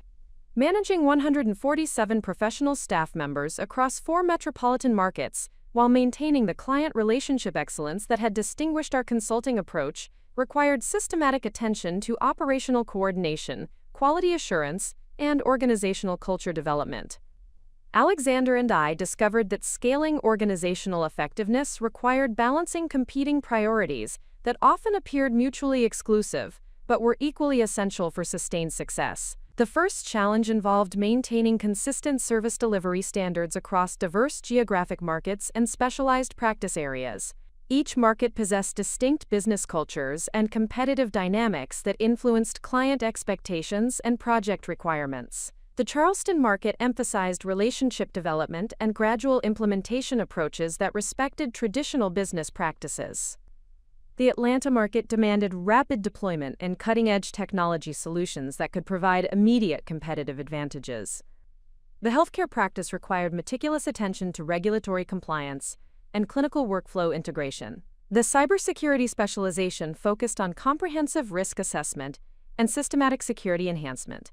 Developing standardized methodology frameworks that could accommodate these diverse requirements while ensuring consistent quality demanded extensive collaboration between practice leaders and careful documentation of best practices from successful engagements. The methodology development process involved analyzing implementation approaches that had proven effective across different market segments and identifying common elements that could be systematized without eliminating the customization necessary for addressing specific client needs. The standardization efforts required balancing efficiency gains from consistent procedures with flexibility necessary for adapting to unique circumstances that characterized complex technology implementations. Overly rigid methodologies would eliminate the responsive consulting approach that had differentiated Sterling Reeves Davidson from larger competitors, who relied on predetermined solutions and standardized implementation processes. However, insufficient standardization would prevent effective coordination across multiple concurrent projects and could compromise quality assurance as the organization continued scaling operations. The solution emerged through developing modular methodology frameworks that provided consistent project management structures while allowing customization of technical solutions and implementation approaches based on specific client requirements and market conditions. The modular approach enabled consultants to maintain personal relationships and responsive service delivery while ensuring that all engagements met organizational standards for technical excellence and project management effectiveness. Implementing the standardized methodologies required comprehensive training programs that would ensure consistent application across all practice areas and geographic markets. The training development process involved collaboration between senior consultants who possessed expertise in different specializations and markets to create educational content that addressed both technical competencies and client relationship management skills. The training programs needed to accommodate consultants with varying experience levels, while establishing minimum competency standards that would maintain service quality as the organization continued hiring new team members. The second challenge involved managing financial complexity that accompanied multiple concurrent projects, with varying timelines, resource requirements, and revenue recognition patterns. Healthcare implementations typically required 12 to 18 months for completion but generated steady revenue throughout extended deployment periods. Cybersecurity assessments often completed within 3 to 6 months, but demanded intensive resource utilization during concentrated evaluation phases. Corporate technology transformations might extend over multiple years, with revenue dependent on achieving specific milestone deliverables that could be delayed by factors beyond organizational control. Financial management required sophisticated cash flow analysis and resource allocation planning that could accommodate revenue variability while ensuring adequate resources for supporting all active engagements.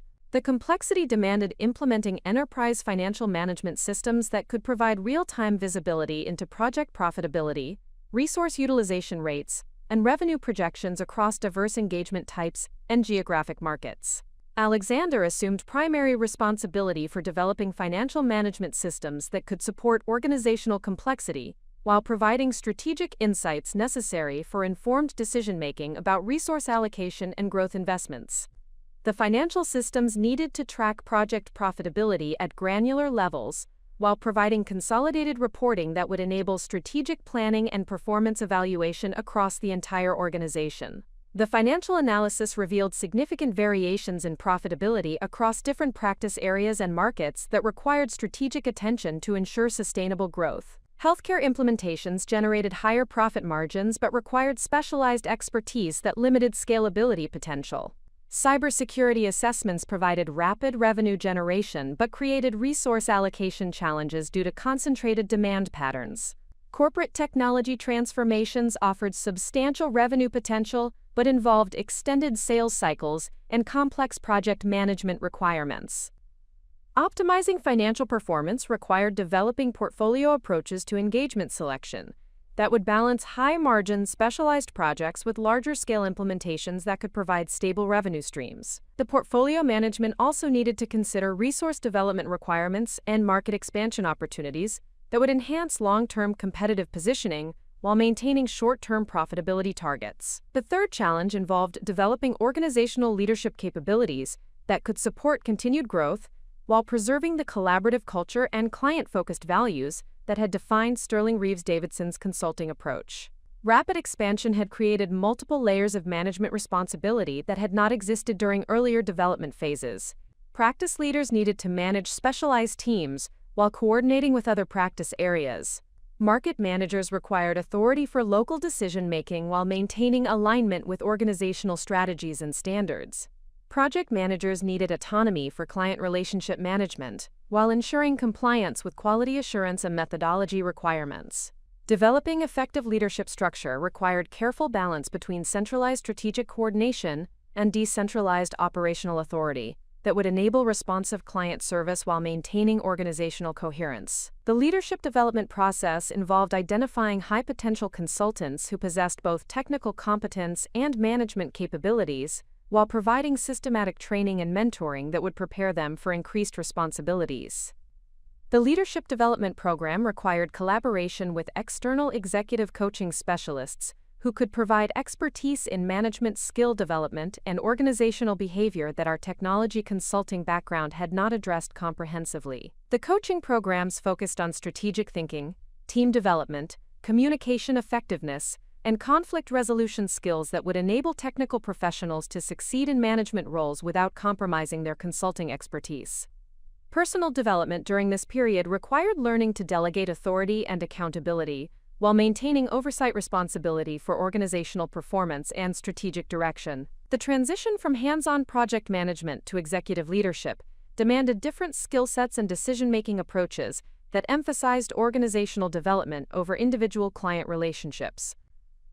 Learning to trust other professionals to maintain service quality standards while focusing on strategic planning and organizational development represented significant psychological adjustment from the direct client service that had characterized my previous consulting experience. The delegation process required developing systematic approaches to performance measurement and quality assurance that would ensure accountability without creating bureaucratic obstacles to effective client service. The measurement systems needed to provide objective evaluation criteria while accommodating the relationship-focused consulting approach that remained essential for maintaining competitive differentiation. Balancing accountability requirements with operational flexibility required continuous refinement of management processes based on experience and feedback from consultants who were implementing organizational policies at client sites. The fourth challenge involved maintaining work-life integration that would prevent organizational demands from compromising personal well-being and long-term effectiveness. Managing multiple practice areas across diverse geographic markets required extensive travel and coordination activities that could easily consume all available time and energy. The pressure to maintain growth momentum while ensuring service quality created constant demands for attention to operational details and strategic planning activities. Developing sustainable approaches to executive responsibility required establishing clear boundaries between organizational commitments and personal renewal activities that would maintain energy and perspective necessary for effective decision-making. The boundary management process involved systematic scheduling of planning time, exercise activities, and relationship maintenance that would prevent executive responsibilities from overwhelming other important life priorities. Alexander and I implemented quarterly strategic planning retreats that would provide concentrated time for organizational development and strategic thinking, while ensuring adequate attention to partnership coordination and long-term planning activities. The retreats also provided opportunities for evaluating organizational performance and identifying adjustments to strategies or operations that would enhance effectiveness or address emerging challenges. The partnership management became increasingly important as organizational complexity created potential for disagreement about strategic priorities or operational approaches. The decision-making processes that had worked effectively for smaller organizations required modification to accommodate the diverse stakeholder groups and competing priorities that characterized larger consulting firm operations. Partnership coordination required developing systematic approaches to communication and consensus building that would ensure alignment while accommodating different perspectives and expertise areas. The fifth challenge involved managing competitive pressure from established consulting firms that were responding to market opportunities in technology consulting through acquisition strategies and aggressive pricing approaches. Several major consulting organizations had acquired smaller technology firms to enhance their capabilities while leveraging their existing client relationships and financial resources to compete for large-scale engagements that Sterling Reeves Davidson was pursuing. Responding to increased competitive pressure required developing distinctive value propositions that could not be easily replicated by larger firms with greater resources but less specialized expertise or client relationship focus. The competitive strategy emphasized our proven track record with complex implementations, specialized industry knowledge, and relationship-focused consulting approach that addressed both technical requirements and organizational change management needs. The competitive differentiation also required continuous innovation in service delivery approaches and technology solutions that would maintain advantages over larger competitors who might possess greater resources but lacked agility for adapting to changing market conditions or client requirements. Innovation required systematic investment in technology research, methodology development, and consultant training that would enhance capabilities while maintaining cost structures that enabled competitive pricing for major engagements. Market positioning required developing thought leadership presence through conference presentations, industry publications, and client case studies that would establish Sterling Reeves Davidson as recognized experts in technology consulting for traditional businesses and specialized industry sectors. The thought leadership development required significant time investment from senior consultants while generating long-term benefits for business development and competitive positioning. The balancing act period concluded with Sterling Reeves Davidson establishing systematic management processes and organizational capabilities that could support continued growth while maintaining service quality and competitive differentiation. The challenges of managing organizational complexity had been addressed through methodical attention to operational coordination, financial management, leadership development, work-life integration, and competitive positioning.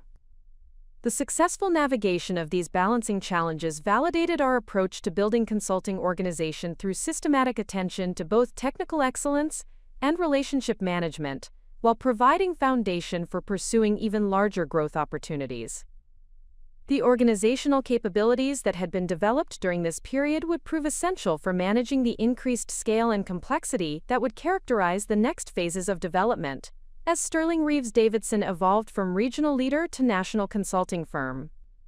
Personal growth during the balancing act period involved developing executive leadership capabilities that could coordinate complex organizational activities while maintaining strategic focus on long-term objectives and competitive positioning. The management challenges had required learning to think systemically about organizational development and performance optimization while balancing competing priorities that often appeared mutually exclusive but were equally important for sustained success. The experience had demonstrated that scaling organizational effectiveness requires continuous attention to process development, capability building, and culture preservation, while adapting to changing market conditions and competitive dynamics. The balancing act phase had prepared Sterling Reeves Davidson for pursuing transformational growth opportunities that would establish the firm among the premier technology consulting organizations in the United States. The transformation of Sterling Reeves Davidson from regional consulting firm to recognized industry leader became evident when the Southeast Technology Association selected our organization to receive the Enterprise Innovation Award at their annual conference in Nashville. The award recognized consulting firms that had demonstrated exceptional capability in helping traditional businesses successfully implement complex technology transformations while maintaining operational excellence and competitive positioning. The selection committee cited our methodology frameworks, client satisfaction metrics, and measurable business impact as distinguishing factors that set Sterling Reeves Davidson apart from other consulting organizations operating in the Southeast technology sector. The award announcement generated immediate attention from national technology publications and industry analysts who began examining our client implementations and business development strategies to understand how a relatively new consulting firm had achieved such rapid market recognition. The analysis revealed that our relationship-focused approach to technology consulting addressed fundamental challenges that larger firms often overlooked through their emphasis on standardized solutions and process-driven implementations. Technology Business Review published a comprehensive case study examining our healthcare practice development and the specialized methodologies we had created for addressing regulatory compliance requirements while enhancing clinical workflow efficiency. The publication highlighted our collaborative approach to stakeholder engagement and change management processes that ensured successful technology adoption across diverse healthcare organizations. The case study became required reading in several graduate business programs and established our healthcare consulting methodology as a model for industry best practices. CIO Quarterly featured Alexander and myself on their cover story about innovative consulting partnerships and the strategic advantages that could be achieved through collaborative leadership approaches that leveraged complementary expertise areas. The article examined how our partnership structure enabled rapid capability development and market expansion while maintaining the client relationship focus that had differentiated our consulting approach from competitors who emphasized technical implementations over business relationship management. The media attention created opportunities for thought leadership development that would establish Sterling Reeves Davidson as recognized experts in technology consulting for traditional businesses and specialized industry sectors. Alexander began speaking at national technology conferences about enterprise architecture approaches that balanced cutting-edge solutions with operational stability requirements. His presentations emphasized practical implementation strategies that could be adapted across different industry sectors, while addressing common challenges that characterized complex technology transformations. My speaking engagements focused on strategic relationship management and change leadership during technology implementations that required significant organizational culture adaptation.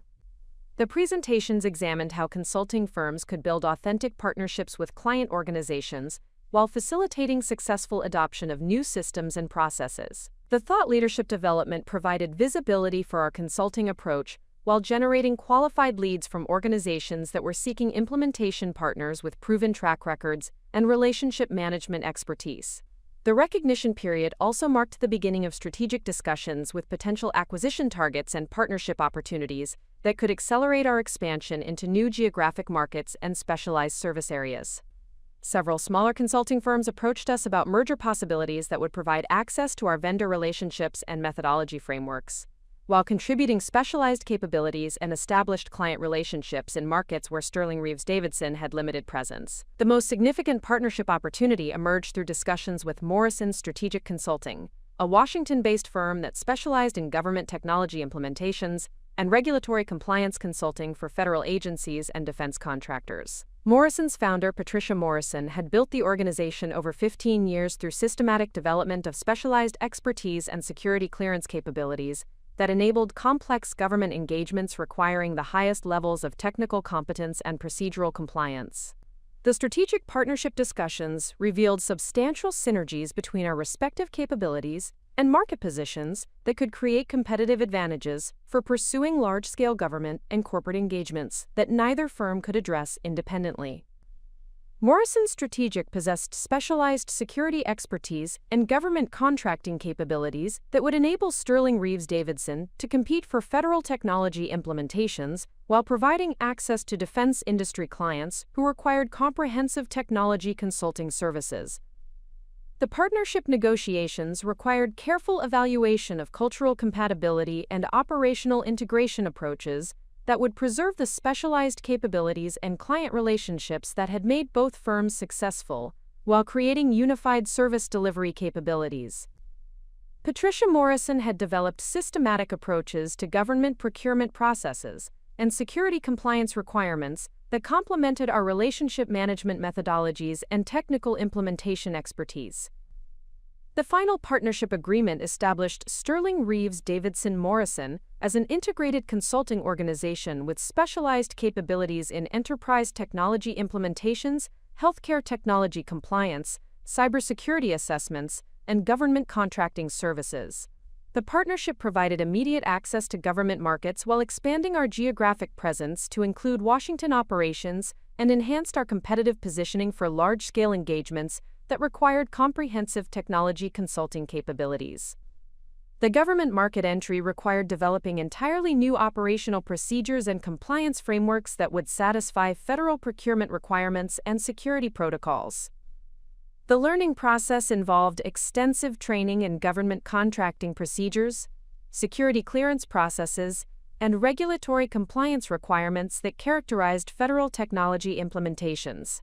The capability development represented significant investment in specialized expertise and operational infrastructure that would enable Sterling Reeves Davidson Morrison to compete effectively in government markets. The first major government engagement resulted from a Department of Agriculture procurement for comprehensive technology modernization across their regional offices and research facilities. The contract opportunity represented an 18-month implementation worth $26 million that would require coordinating technology deployments across multiple states while satisfying complex regulatory requirements and security protocols. The engagement would establish our credibility in government consulting while providing foundation for pursuing additional federal contracts. The government engagement required assembling specialized project teams that possessed both technical implementation expertise and experience with federal procurement procedures and compliance requirements. The team development process involved recruiting consultants with government contracting experience, while providing comprehensive training in our methodology frameworks and client relationship management approaches. The integration process ensured that government engagements would maintain the service quality standards and relationship focus that had distinguished our consulting approach in commercial markets. The recognition period also generated opportunities for international expansion through strategic partnerships with consulting firms in European and Asian markets that were seeking access to our technology solutions and implementation methodologies. Several international firms approached us about licensing agreements that would enable them to utilize our frameworks while providing Sterling Reeves Davidson Morrison with access to global markets and diverse client opportunities. The most promising international opportunity developed through discussions with Cambridge Technology Partners, a London-based consulting firm that specialized in financial services technology implementations for European banks and investment firms. Cambridge had established strong relationships with major financial institutions, while developing expertise in regulatory compliance requirements that characterized European banking technology implementations. The international partnership provided opportunities for serving multinational clients who required coordinated technology implementations across multiple countries and regulatory environments. The collaboration also enabled knowledge sharing about different consulting methodologies and technical approaches that enhanced our overall capability development, while providing access to international markets that would support continued revenue growth and geographic diversification.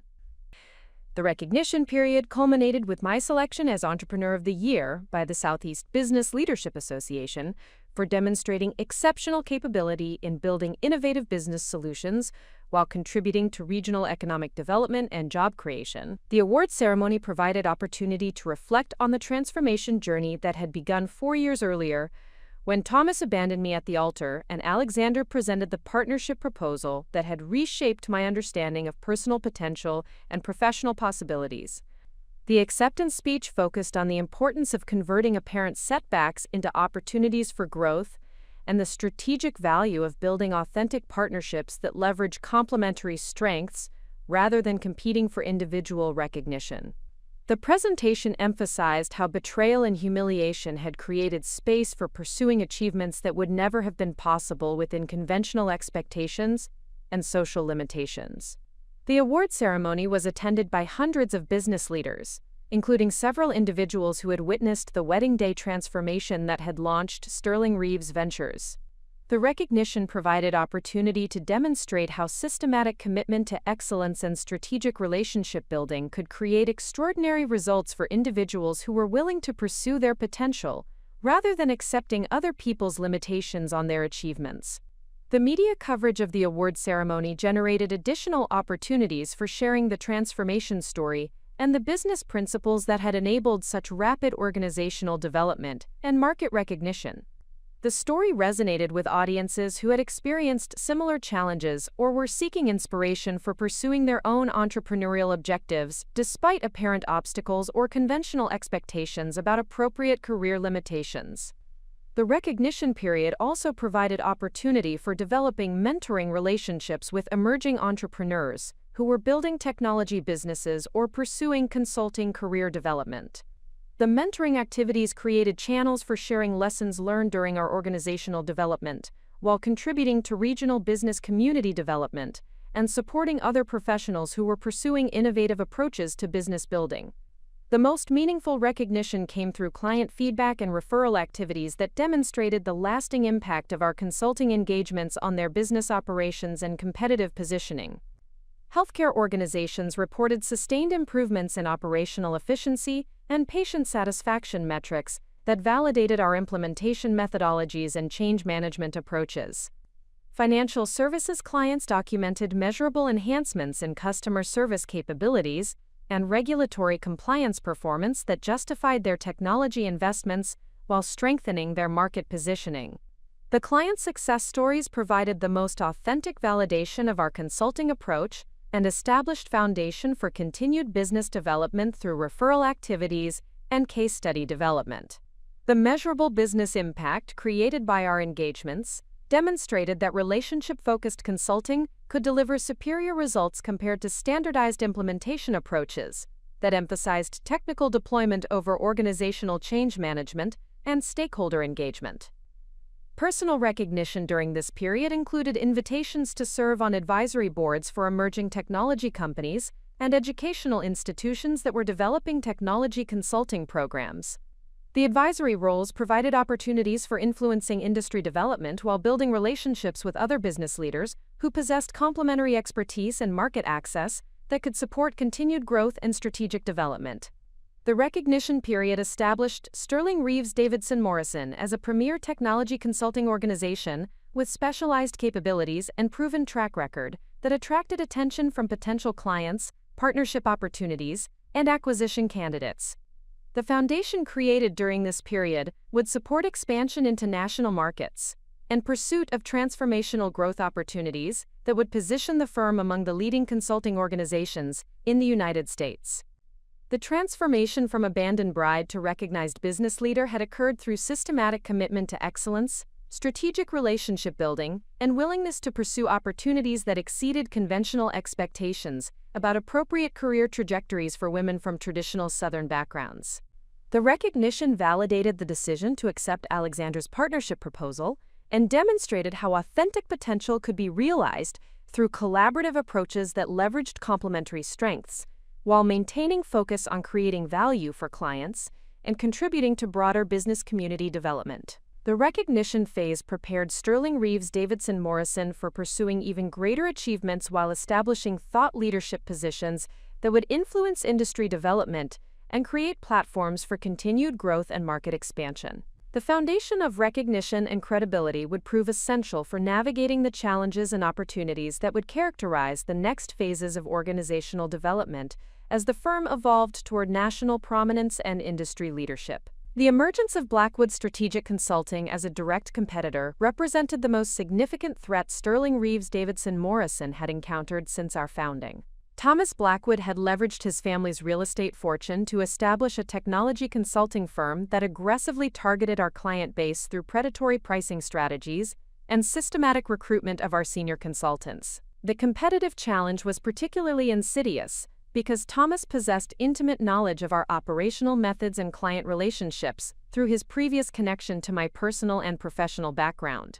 The first indication of systematic competitive assault occurred when 3 of our most experienced healthcare consultants resigned within a 2-week period to join Blackwood Strategic. The departing consultants had been instrumental in developing our specialized healthcare methodologies and possessed detailed knowledge of our client implementations and pricing structures. Their simultaneous departure suggested coordinated recruitment rather than coincidental career decisions, indicating deliberate strategy to compromise our competitive capabilities. Alexander conducted exit interviews that revealed Blackwood Strategic had offered compensation packages that exceeded our salary structures by 30 to 40%, while providing equity participation that promised substantial returns if the firm achieved projected growth targets. The recruitment strategy specifically targeted consultants with specialized expertise and established client relationships that would be difficult to replace through standard hiring processes. The systematic nature of the recruitment indicated sophisticated understanding of our organizational vulnerabilities and strategic dependencies. The consultant departures created immediate operational challenges for several active engagements that required specialized healthcare expertise. The Department of Veterans Affairs implementation that represented our largest government contract was particularly vulnerable because the departing consultants had been responsible for developing compliance frameworks that satisfied complex regulatory requirements. Their departure threatened project timelines and could potentially compromise our performance on an engagement that was crucial for establishing credibility in government consulting markets. The competitive pressure intensified when Blackwood Strategic submitted proposals for 2 major opportunities that Sterling Reeves Davidson Morrison had been pursuing through extensive relationship development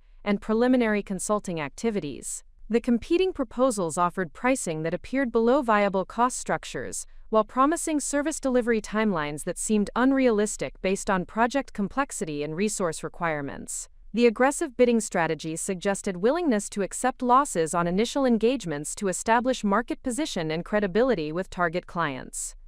Analyzing Blackwood Strategic's competitive approach revealed several strategic vulnerabilities in our organizational structure and business development processes that had not been apparent during our growth phases. Our consultant compensation structures had not kept pace with market rates for specialized expertise, creating retention risks that competitors could exploit through aggressive recruitment.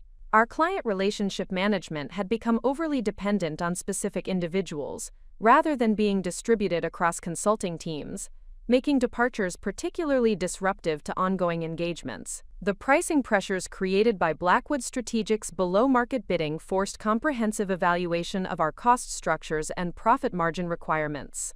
The analysis revealed that our overhead expenses had increased significantly during expansion phases without corresponding improvements in operational efficiency. Administrative costs for supporting multiple practice areas and geographic markets had created fixed expense burdens that limited pricing flexibility for competitive responses to aggressive market challenges.